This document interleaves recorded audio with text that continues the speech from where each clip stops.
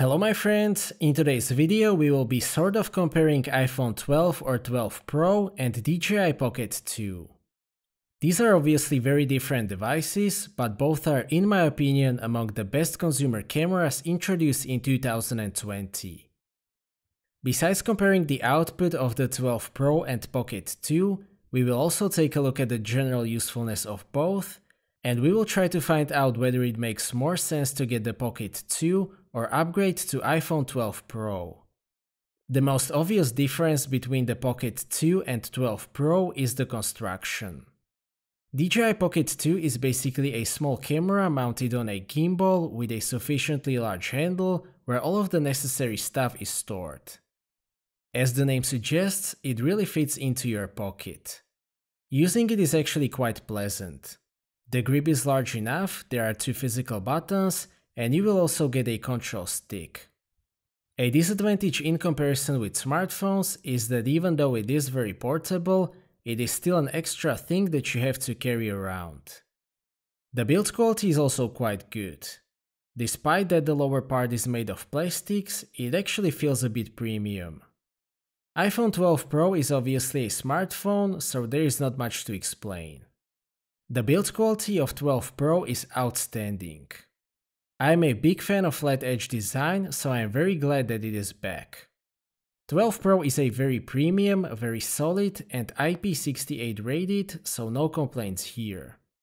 When it comes to photography and filmmaking, the ergonomy of any smartphone is not great.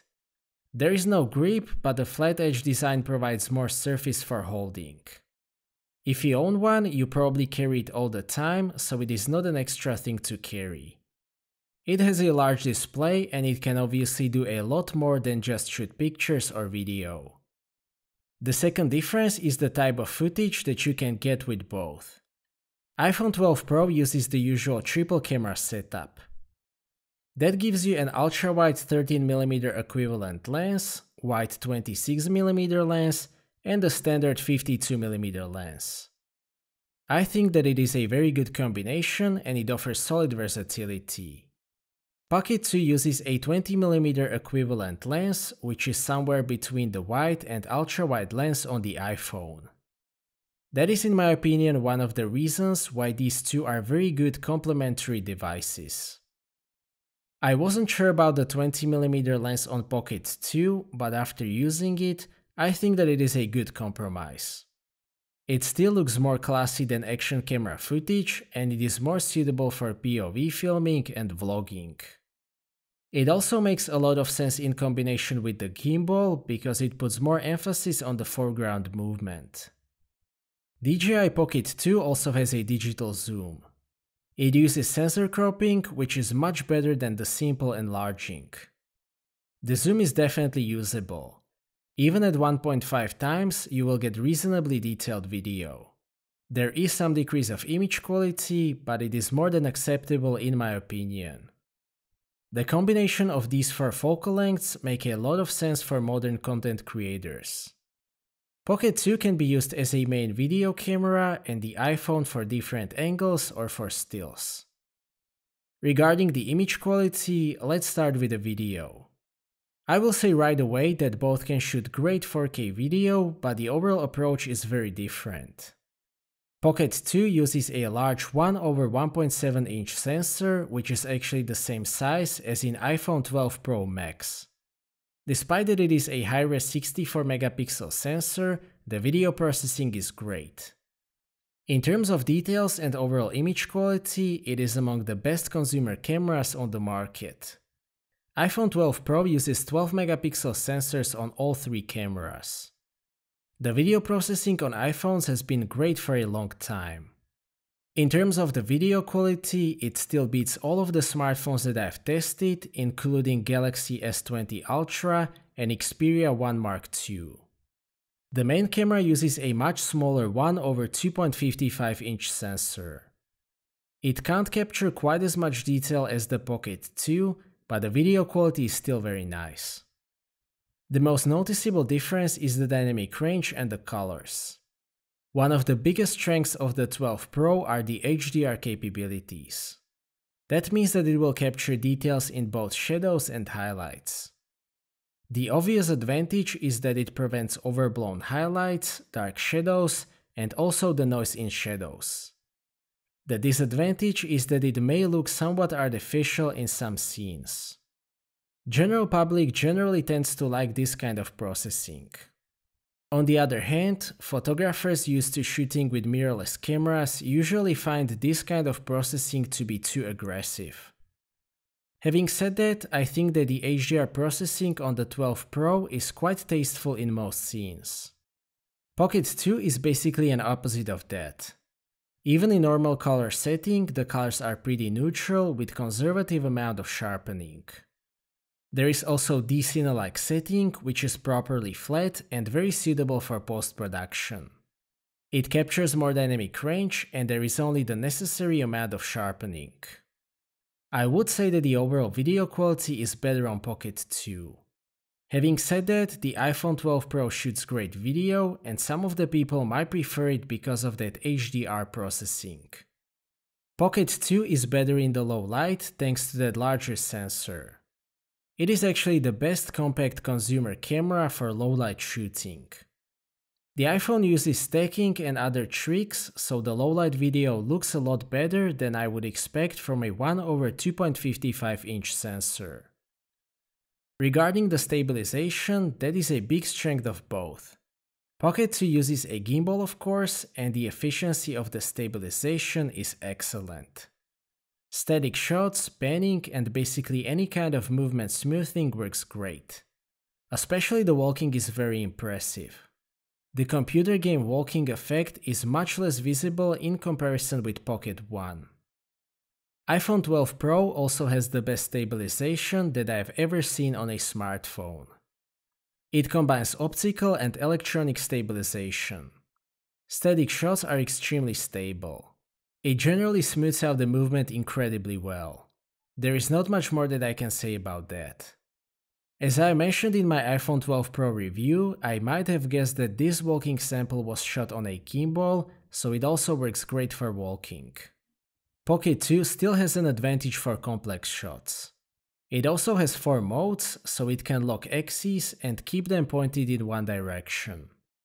I will still say that the stabilization is better on Pocket 2 because of those advanced options and modes, but the iPhone video is as stable as it gets on a smartphone.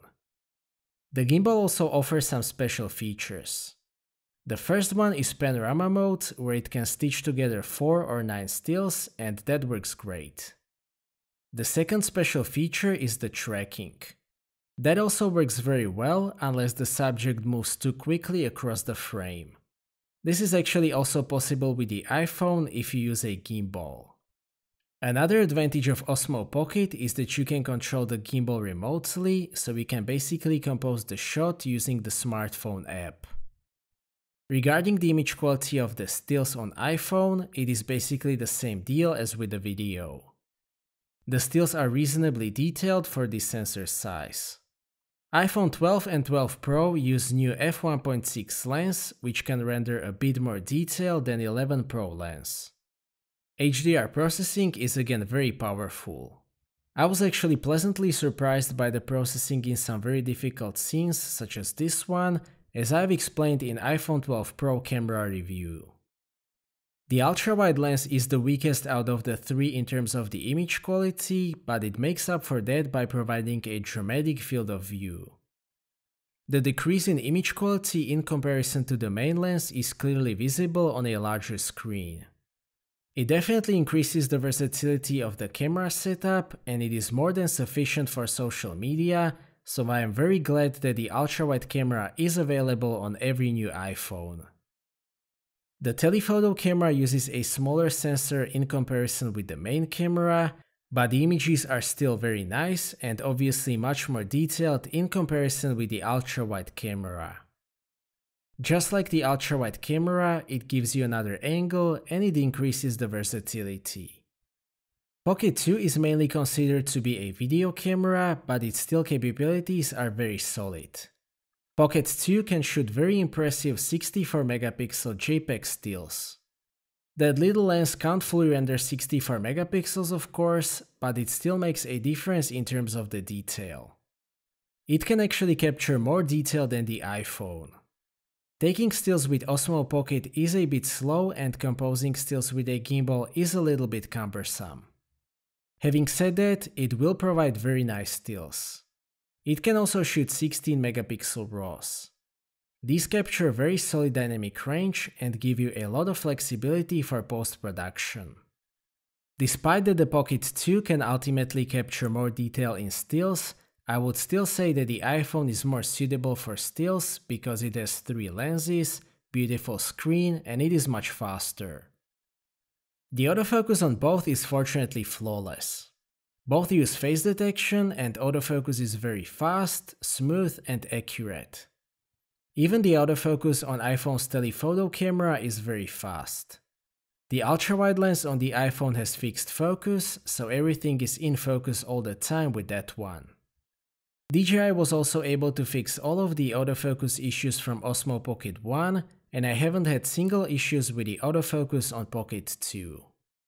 A huge difference between the Pocket 2 and iPhone is the display. Pocket 2 has a small 1.08-inch display, which is mostly useful for composing and changing the settings. I'm used to that from Pocket 1, so I don't mind that. It is obviously a compromise to achieve that form factor, so I'm also fine with that. On the other hand, iPhone 12 Pro has a great 6.1-inch OLED display. It is very bright, color accurate, and the pixel density is more than sufficient. Of course, it supports all of the HDR metadata, so you can shoot and also watch Dolby Vision content on 12 Pro. I also like the completely flat surface that comes with flat edge design. Overall, it is probably the best smartphone screen that I've ever used, so I have absolutely nothing to complain about. An advantage of Pocket 2 is that you can rotate the camera and see yourself on the display. Another option is to connect the Pocket 2 to your iPhone through the expansion port and use its screen as an external viewfinder. The connection is generally secure, but you can significantly improve it with a smartphone holder such as this PGY-Tech Phone Holder Plus.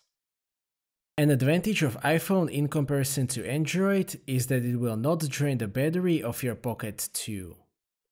The Mimo app also works with no issues. It is very straightforward and easy to use. You can use it to control the Pocket 2 and also to view and edit the footage. You can also connect the Pocket 2 wirelessly using the new Do-It-All handle or wireless adapter. That also works very well. Pocket 2 uses the same 875 mAh battery as the Osmo Pocket 1. According to my testing, you should get about 100 minutes of continuous 4K 20p video on a single charge. That is in my opinion pretty solid for an 875 mAh battery. It can be charged through USB-C, of course. iPhone 12 Pro has a solid battery life, but it is not its biggest strength.